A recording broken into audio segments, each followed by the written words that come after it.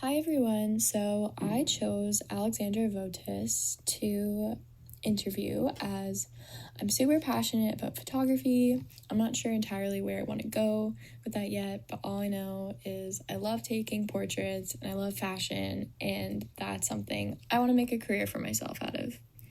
So,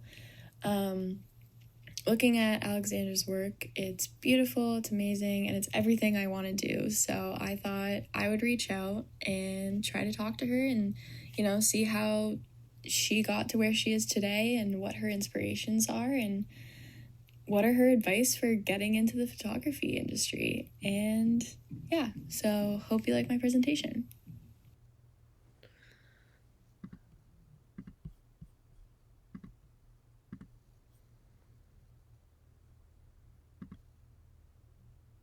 So Alex decided she wanted to be a fashion photographer when she was around 13 or 14 years old. For her grade 10 careers class, they had to pick a career and then focus on someone who was in the career of their choice. So Alex chose Mario Testino, who is photographed on the right here in my presentation. And, she always admired his work and loved looking at fashion editorials. So that's why she picked photography. She always thought she was going to be like a teacher or interested in entrepreneurship. But after doing her presentation on Mario Testino, she found that she really, really had a passion for photography. And so after that presentation, she saw this billboard ad by David Yurman on the left of the famous model Daria Wabowski. I think I'm pronouncing that correctly. Anyways, so she, was like, that was the moment where she made up her mind and said, you know what, this is what I want to do, and I'm going to do that.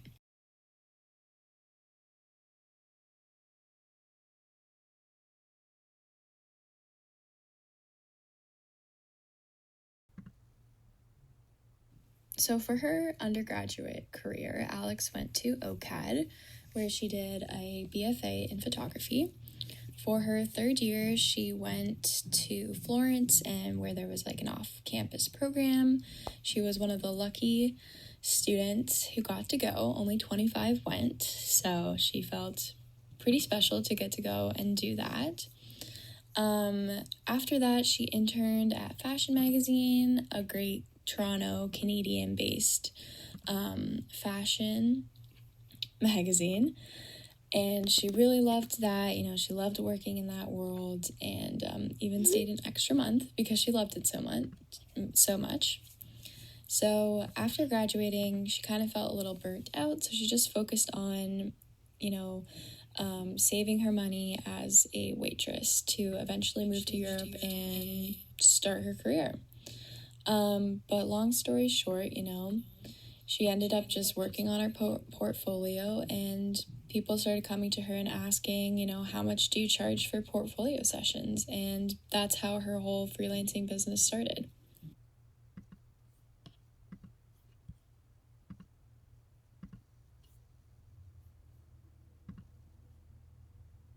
As a freelance photographer, there are many different roles that Alex has throughout her day. So often she'll be producing and creating mood boards for an upcoming shoot. She'll obviously take the pictures and then, of course, edit them afterwards or even retouch them herself. So there are many different kind of hats that she wears as a freelance photographer. One of the important lessons she learned early on is to not be afraid of asserting your boundaries when it comes to compensation and budgets regarding clients. So it's always a good idea to stand up for yourself and make sure that you are getting recognized for the amount of work that you put into a shoot, etc. One of the most challenging shoots she has done was her work for Pandora. As it was a new setup, she hadn't worked with, reflections and mirrors and lightings and different lighting. So She had to kind of work around that, but she managed to have a great success with it. And I've attached a little behind the scenes video she sent me that you can watch on this slide.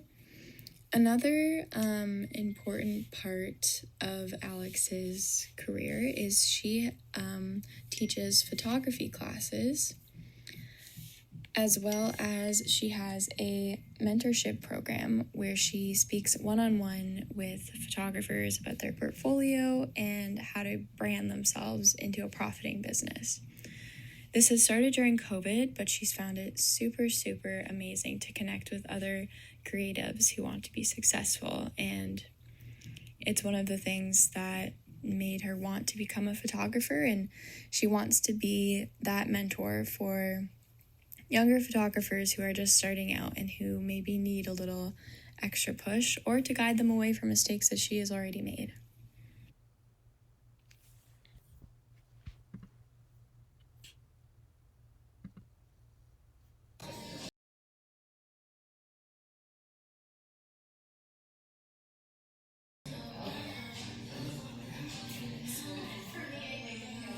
I like that too, yeah. So I kind of want to try variation where your hand comes over the chin, and then at one point you might go like that. Yeah, he's gonna go. I should too, but also so I get it. Okay. Love that. Hold it right there. 3, 2, 1. Oh, I love it.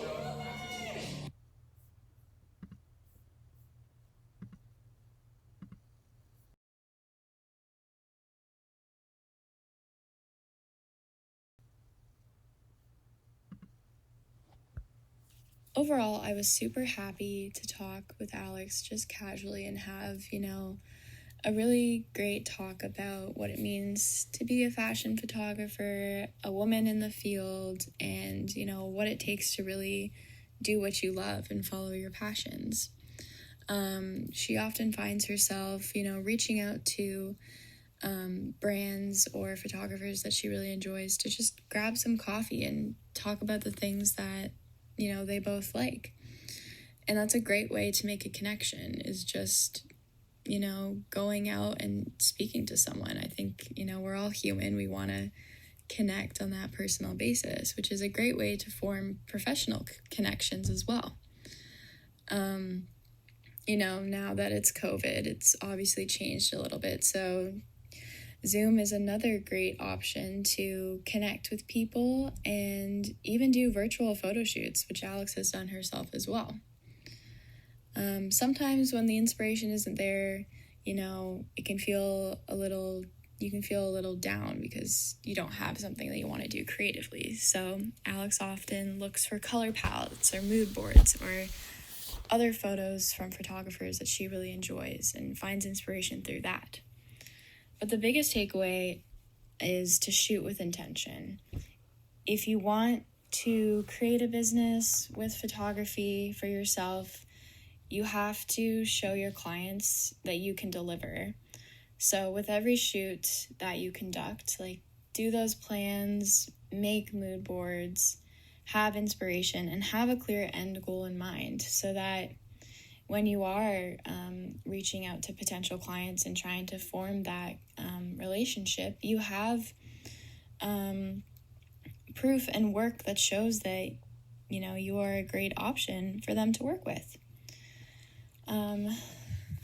So yeah, I was really happy with my interview. I think it went super well. I think she's super amazing, super cool.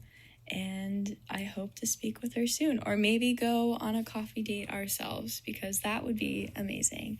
Anyways, I hope you liked my presentation. Sorry for some of the background noise. There's construction going on. But yeah, I hope you like it.